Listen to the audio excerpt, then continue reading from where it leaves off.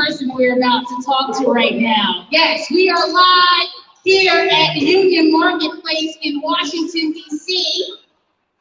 Yeah, you did tell me that. We're here in Washington, D.C. at the GBB VegFest, powered by Plantarian and founded by Andy Nevers. So give it up to Andy Nevers again. I'm Naijha Wright. Again, I'm going to introduce myself. Naijha Wright Brown, co-owner of the Land of Kush Bistro in Baltimore and executive director of the Black Veg Society. This person right here that I'm going to interview today is doing big, big things. I want to be like him when I grow up. Seth Golden, everybody. Honest Tea, beyond me, Eat the Change, ETC Impact. Come on, y'all can do better than that. He's changing. He's making major moves for us.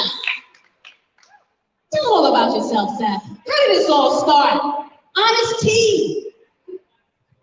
Well, first, I just have to say it's so nice to be here among fellow entrepreneurs because everybody in this building is really forging a new path, a new business, a new nonprofit, a new way to eat and live and think about our world. And so I'm just honored to be here with you and what you're doing, and of course in this community. And Honest Tea started because I was thirsty. You know, I looked at the beverage aisle and just saw all these drinks that were all the same, all really sweet. There's got to be something else. And so I started out of my house in 1998, which now was a while ago, and brewed I don't want to age myself.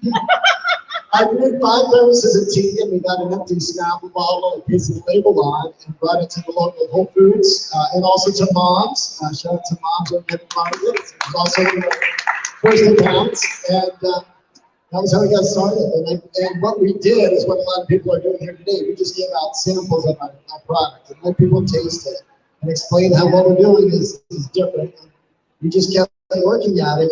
It took a long time to build, 20 years to really build it into a national brand. Let me say something. The samples are very important. When we opened up Land of Kush, that was the first thing we did, samples. And you know where I got that idea from? You see it at a lot of Asian spots. They're out there giving out samples. They want you to try the food so they can bring you in. Very important when you're coming out with a new product, samples. Now, I heard you got into business with your professor. Tell us about that. Yeah, this idea started in the classroom. I was at the Yale School of Management, and there was this idea, we were having a discussion about the beverage industry, about the fact that all the drinks were so sweet, and that was when we said we can make a less sweet drink. And so Barry was my co-founder, but I also have to give a big shout out to my wife, Julie. It was also a co-founder all the way along, and we're talking about couplepreneurship, and the way we really did familypreneurship, and so shout out to my sons as well.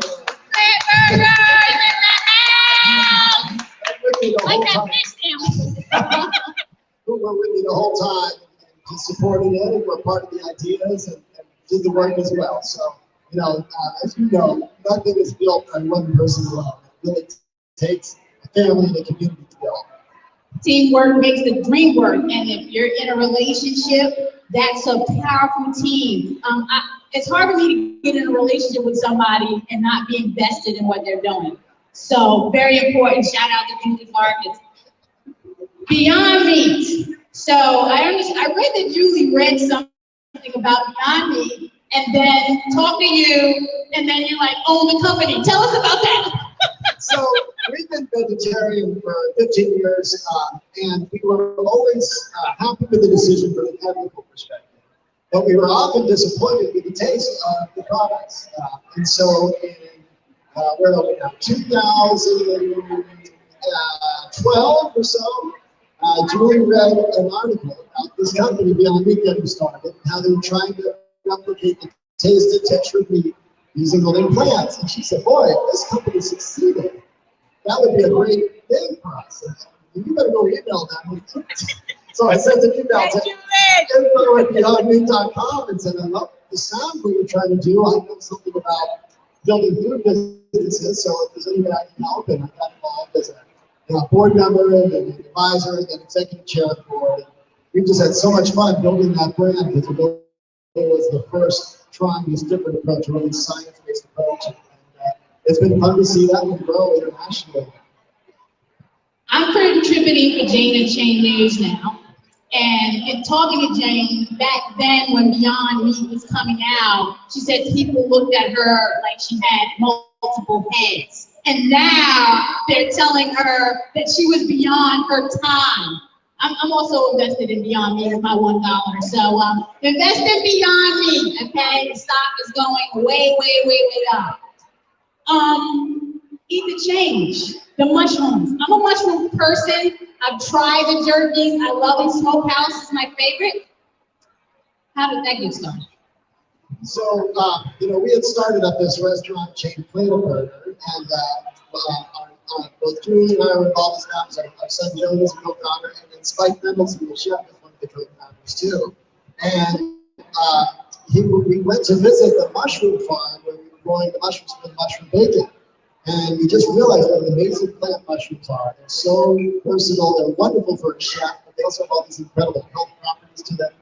And so, and then as creating Plato Burger, our son Jonah came up with this phrase, eat the change you wish to see in the world. Shout out to Jonah! Eat the change! And we said, that's such a powerful idea. We could really build something around that. And so what if we created a brand that's always plant-based? Or planet-based, really, because mushrooms aren't plants. The mushrooms are their own kingdom. Right. But then always thinking about leading edge and sustainable for the climate. So could we use food-based, in this case, imperfect mushrooms? And what do you do with imperfect mushrooms? Well, when you make it into jerky, nobody can tell whether they were big or small or bruised, all that. And so Spike started playing in the kitchen, and we made this delicious mushroom jerky. I hope everyone gets a chance to taste. Make sure you get the samples. They're here. Don't complain if you didn't try. Go try. Yeah, and so we launched that just this year, and it's carried in Moms and Whole Foods and a lot of other stores around the country. So we're just starting to build that brand. It's great stuff, y'all. You mentioned Plant Burger. And I'm not going to shout out any chains here, but that is like the vegan version of all the chains you can think of. And that fish sandwich, man, the burgers are great, but when I wasn't vegan, I used to love the fish sandwiches. So when they came out with that, I'm like, wait a minute here, this is incredible. So definitely check out Plant Burgers, multiple locations. I go to the one in Columbia at Whole Foods. Now you're giving away money. Stop giving away money, y'all. Black Veg got some. Let's talk about that. Yeah, so, we're all part of this movement. We all care about the choices people make. And we want to make sure people can make mindful choices, but we also want to make sure people all around the country can do that. We're not going to change the American diet if it only happens on the coasts or it only happens in, when people go to Whole Foods. It's got to happen everywhere. And so when we had sold out as Julie and I put some money in a charitable vehicle that allowed us to make donations. And so we created Eat the Change Impact, and it's focused on democratizing planet-friendly diets. And so what you do with Black Veg Society is amazing. And other organizations around the country really are inspiring people to eat the change, to inform people, to inspire them to change their diets. And we want to see it everywhere. And so, of course, a company can do something, the government can do something, but it needs to happen from all corners. And you can't create a movement with just one company. It takes all parties. And so we're so happy to be part of it, supporting amazing organizations like yours. And we definitely appreciate your support. Anyone that knows about Maryland Vegan Restaurant Week, that's ETC Impact. Without the support of ETC Impact, that couldn't happen on the level that's happening, and we're looking to take it nationwide. Pray for us. Now, I'm going to go into your background a little bit. You took economics in school, I understand? Government affairs, okay. I just read this a second ago. You got into politics and you came out. So you were campaigning and all of that. I don't got to name any names. People don't Google it. Why did you get out of it? So I was a political science major in college. I thought that government would be the way to change the world, what happens in the world and try to make things better. And I enjoyed that work and actually met Julie working on a presidential campaign back in 1988. But as I saw that work happen, let's call it like a step removed. And well, how do I get closer to the arena? How do I find a way to really connect with people to football? And that was where I realized that actually launching a business could be a way to do it. It's no guarantee. Just because you have a business doesn't mean you're making change.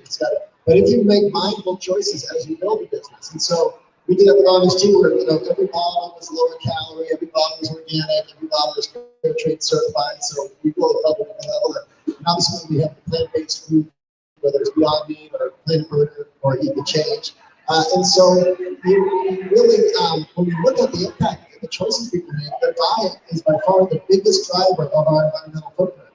And so, as much as there is a need for people in politics to be involved in change, for sure, what's nice about what we do in business is I never feel like I'm making compromises. I don't feel like I'm sacrificing my values. I have to sort of trade off something to get something else done. We can just go at it. And we really do think of ourselves in the same mindset as a nonprofit. Like we have a mission, we're trying to make it happen.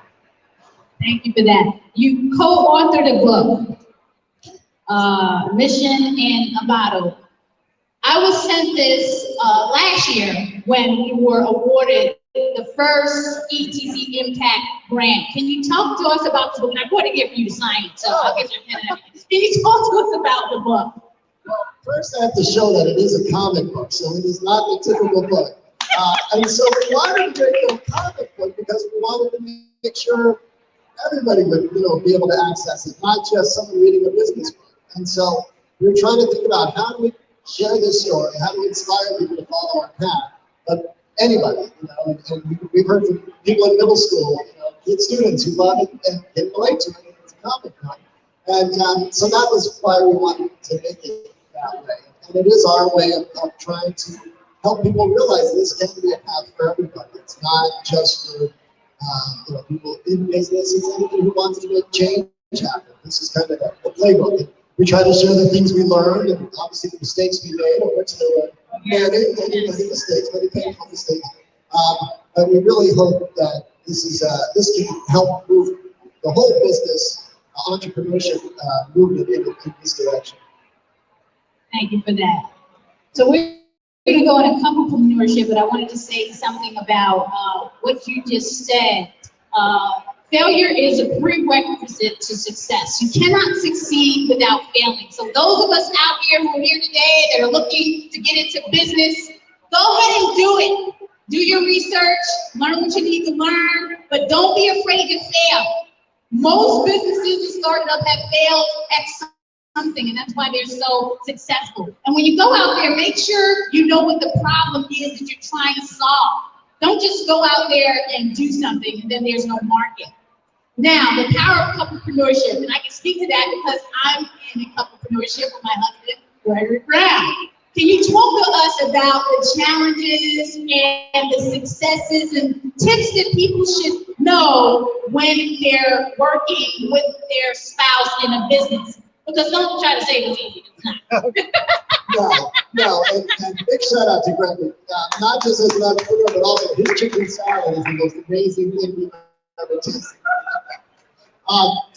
So this is challenging work, as you know. And the idea of doing it alone, I could never have done this by myself. Like, it's too hard. There's too many nights when you come up like, what just happened? Like, what's going on? And so having somebody who is your partner and all of that is just so important. And part of it is, and so one of the keys is you've got to make sure you're totally aligned. Like, when I worked before I launched on this team, I was working in the investment world. And I would tell people, well, I'm going to leave the investment world to go launch an iced tea company. and my family too, not everyone, but some of my family were like, you don't know anything about the beverage business. And Julie she's like, I'm all in. We're going to do this together. And so that was key. So you got to be aligned. Like the idea of trying to do this, where she's like, No way.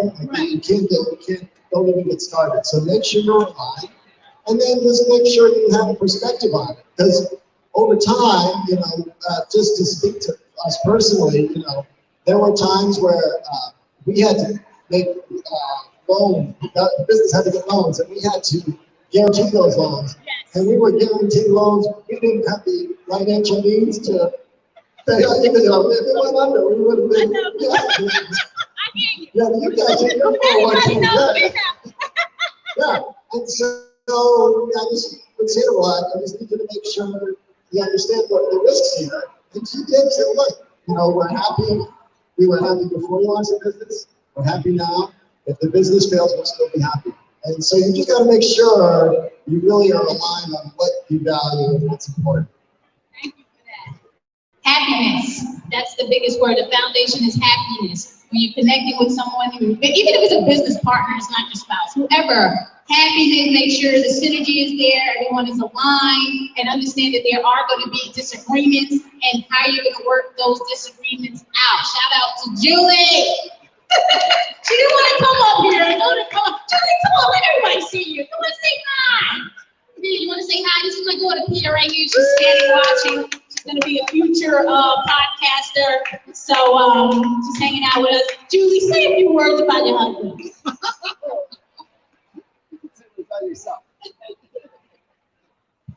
Well, one of the things that we just did is earlier this week we had our 31st anniversary, and both of us forgot. So this is why you have children, so they can remind you. But it's been wonderful to be so aligned, to have so many years of happiness together. And as Seth said, whether or not the business succeeded was not relevant to the happiness, and just being mission driven and aligned. That's so tremendously important. So thank you. I think that's a really good point, which is, obviously not every business succeeds. Most don't. And, frankly, not everyone here is going to succeed. But when you pursue something you believe in, when you put your energy and your passion behind it, you don't, obviously we've had parts of my business that haven't succeeded. You don't regret it. You just say, well, like I said, learn, learn to do it. But, what I think you'll regret is not taking that step. Right. Believing in something and not taking the action to make it as big as you hope it can be. Right. Like, what could have happened? What could have happened? Just do it, and you'll find out what happens once it's done. When Greg and I opened up the land at Kush, we left our nice, cushy jobs at Verizon Wireless. That's where we met. And people thought we were crazy because we opened up this restaurant. It was the height of the financial crisis, the mortgage crisis. And they said, vegan? And just laughed at us. We've been open over 10 years. We're getting ready to open a second location. So follow your heart.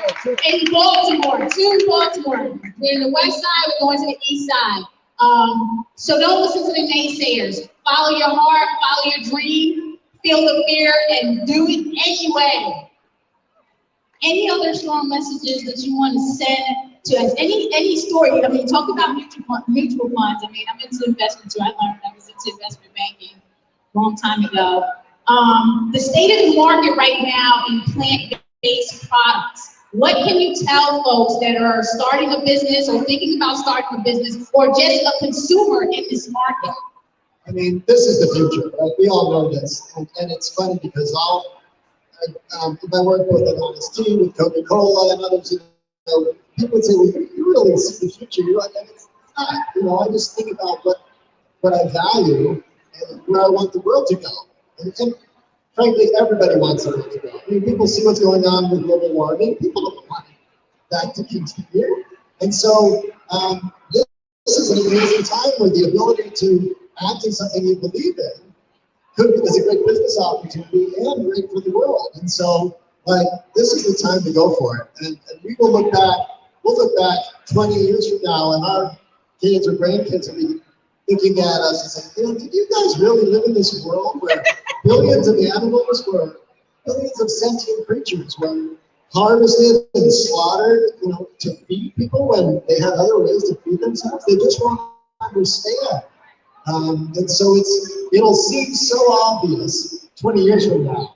And to a lot of people in this room, it seems obvious now. Yes. But to 93% of the country, they still don't get it. And so it's just a great time to act on what you believe in. And like I said, there's no, even if the business doesn't succeed, there's still no downside to taking that action. So you heard it from the man, Seth Goldman, business person extraordinaire, Beyond Meat, Honest Tea, Eat the Change, ETC Impact, Plant Burger. Do we have any questions from anyone right now? I mean, we have a little bit more time. I'm looking at my comments. Nobody's, commenting away. It's people are out on Saturday. So if you watch the replay and you have questions, please put them in there. Any questions from the audience that Seth can answer? Nothing? You just want to hear what he has to say? That's it? We're just entertaining you? Yes. What is research showing about the resistance to these new products? Yes. So what is the resistance to people about the new product, the vegan products? Yeah, it's a really interesting question, and it taps into so many different biases people have. So first of all, there is a cultural thing, like animal-based meat is a part of our culture. I grew up around the table eating dead animals, and we didn't think about it. So part of it is, you're threatening who I am and how I identify myself. And you're insulting me because you're saying I'm not an ethical person. And I always refer to my dad, who was one of the most ethical people I know. And he used to be vegan. And you can't blame somebody for acting in a way that they were acculturated, right? And that's just how he was brought up and taught. And it's the rare person, less rare these days, but the rare person who sort of is able to look in a different way and say, wait a minute, that's actually just a baby cow. And so that's part of it. You hear some resistance around health concerns, but frankly, those are mostly, I'd say, crafted by the meat industry, trying to say, this is really processed. Right? When you can look at all the different indicators and know that plant-based foods are better for you. So it is challenging just to maybe live. And we even hear this political thing now where they say, people are trying to take our cows or the meat away from us. Yes. It's not that at all. And so, I think what we really want to see is an aspirational, inspirational message that you can live a healthier life, a more environmentally sustainable impact. And we certainly, and I talked about Beyond Meat here, we're not trying in any way to make people feel that. We just want to inspire people to choose something better. Thank you for your question. And to piggyback off of what was said, Black Veg Society meets people where we are.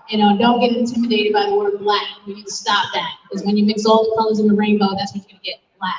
But I grew up in the inner city, Bronx housing projects, government cheese, the worst food you can think of, all type of animal products, canned package, all of that. And I became vegan later on in life, in my 30s, mid-30s. And I had my daughter at 40. I couldn't feel better than ever. Like, this is like the best lifestyle. It's healthy. Dr. Campbell will come and talk about that later today. This is the way to go. Plant-based is the future, and we have to pivot. We have to find a way. Reduce meat, Meatless Monday, whatever it is that you need to do. And you need to bring friends. If you're vegan and you haven't brought friends, you need to start doing that. That's how we're going to make an influence. You shouldn't be here if you don't have a non-vegan friend with you. Talk about that. Just share with the group why you focus on the Black community as why you feel especially. Absolutely. African Americans and Latinos have the highest health disparities. We know that, right? You did the research, okay. So it's very important for us, the face of us, not the face, the face of us, to go into the communities where we feel safe and educate. So that's why the Black Veg Society was formed. And we've been operating or since 2014. Very impactful. We co-founded Vegan SoFest, the biggest vegan festival in the inner city of Baltimore, not in the county, in the city of Baltimore. Maryland Vegan Restaurant Week was birthed out of Baltimore Restaurant Week. So we work on projects like that. We do food is medicine webinars. You can follow us at Black Veg Society. You go to blackvegsociety.org. So that's a segue into promotion. No, I just think this is the first time I've been to an event like this in DC. I don't know if it's happened before, but I think this is just an example of the eagerness for people to connect in the community and to be with like-minded people. And I think it's also really important because it's very easy, especially if you're in a school or in the workplace, to feel like you're the outlier. Like, oh, you're extreme. And you're not extreme. You should never feel like you have to apologize or accommodate people because of what you care about. And so I think this kind of community building is really an important way to help people feel that and see that. Yes, it is. Anyone else? Yes, do you want to? College student. What can you do as a college student? I got a lot. So first of all, it's great you're here. But the college students are so powerful. So I think all the surveys show that college is the single biggest moment where people start to will try the vegetarian or vegan. Yeah. Because you're sort of in your own group, you get to make your own rules, you get to make your own choices. And so the first thing you should do is recognize your voice is really powerful on campus. You are the customer at your college. So number one, food service. Every meal needs to be a vegan option. And when I'm not talking about like pasta, that's not a vegan option. I'm talking about full, nutritious, protein, whole foods available for every meal. And also, that they should taste delicious. So you should give them suggestions. Shout out to my son, Isaac, who, when he was in college, he lobbied, he's offended because he allowed them to carry Beyond Meat, but he also said, you gotta have some real hearty, delicious food, not just, pasta, with fancy pasta. You gotta make sure everything's vegan. So that's the first step. And then, whenever you can, through organizing an event or there's a chance for people to taste vegan options and realize how delicious they are. That's really powerful. Go to there's a campus store and say, hey, what kind of vegetarian foods, main courses do you have? Not just, a Cliff Bar is not an acceptable vegetarian option. Of course, it is, but it's one thing. You think more holistically about it. And so you have a lot of power in college to help convert people to that. And then, if there is an event, if there's you can choose who the caterer is. Obviously, Planet Burger and others are very available to cater. Let them bring it in. You don't have to tell people it's vegan. Just this is the food that we're going to be serving. The other thing that's really exciting is there's a lot of there's an organization called Default Veg.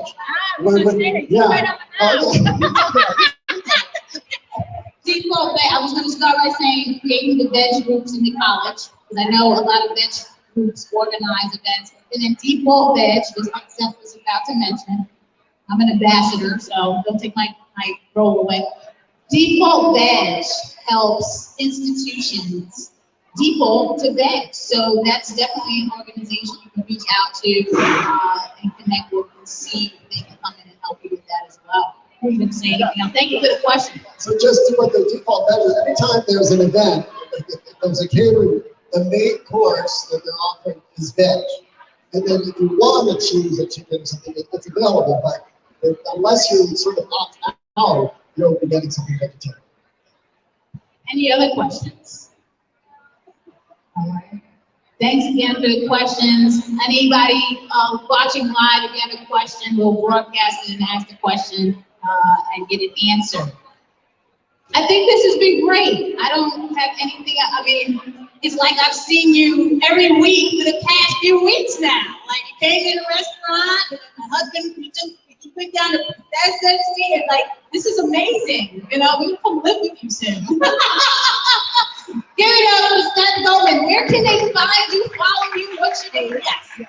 So, first of all, we mentioned it is available on Instagram and Twitter. My Twitter handle is HonestSeth. I